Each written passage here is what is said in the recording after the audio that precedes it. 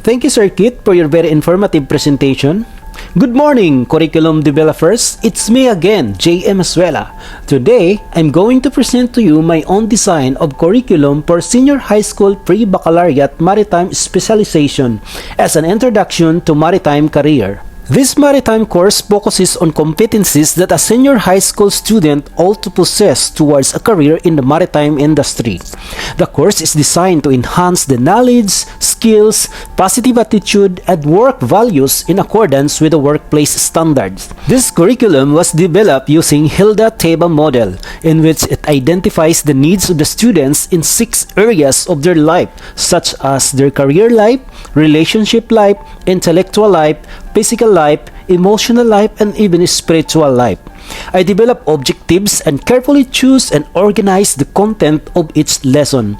Grades 11 and 12 has 6 lessons each, in which each lessons has a unique content, standards, performance standards, and learning competencies. This is a learner-centered design which takes the students' individual's needs, interests, and goals into consideration. For example, in grade 11, lesson 1 is to appreciate shipping career as a maritime profession. Here, the lesson to be discussed are possible prospects in the shipping career, discuss other job opportunities in the merchant marine profession, and the performance standard is the learner shall be able to understand the shipping career as a maritime profession. Lesson 2, explain the international maritime standards and national maritime legislations. Lesson 3, distinguish the different types of ships. Lesson 4, explain the ship's dimensions and terminologies. Lesson 5, analyze the ship's organizations and watchkeeping duties and responsibilities. Here, the learner shall be able to independently demonstrate an understanding of the ship's organizations and watchkeeping duties and responsibility.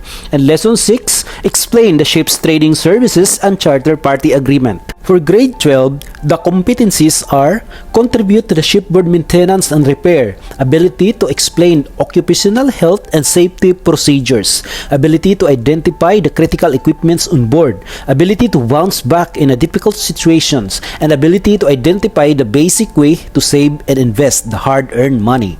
Lesson 1 is an introduction to shipboard maintenance and procedures. One of the learning competencies are to discuss the plant maintenance system. Lesson 2, onboard routine tests and inspections of navigational equipments, engine room and deck equipments. And Lesson 3 is an introduction to shipboard critical equipments.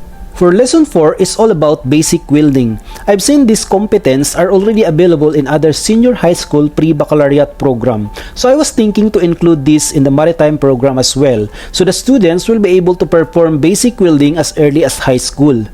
And lastly, Lessons 5 and 6 are for personal growth and financial literacy. Lesson 5 is knowing yourself.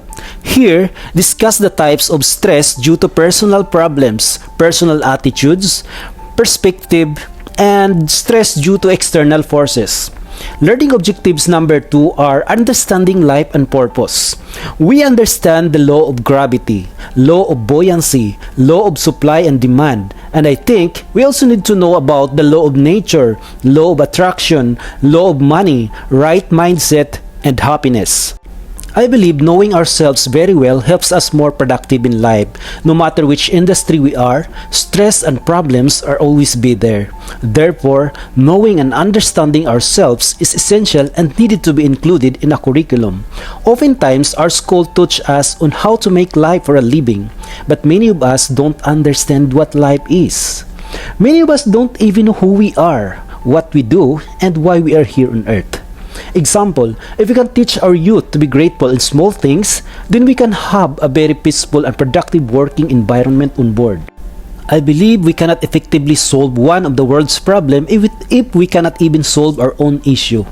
This lesson is like teaching the students to shift their mindset from negative to positive, from poverty to prosperity, from scarcity mindset to abundance. Therefore, training our young future seafarers this kind of mindset is very helpful to achieve success because right mindset matters.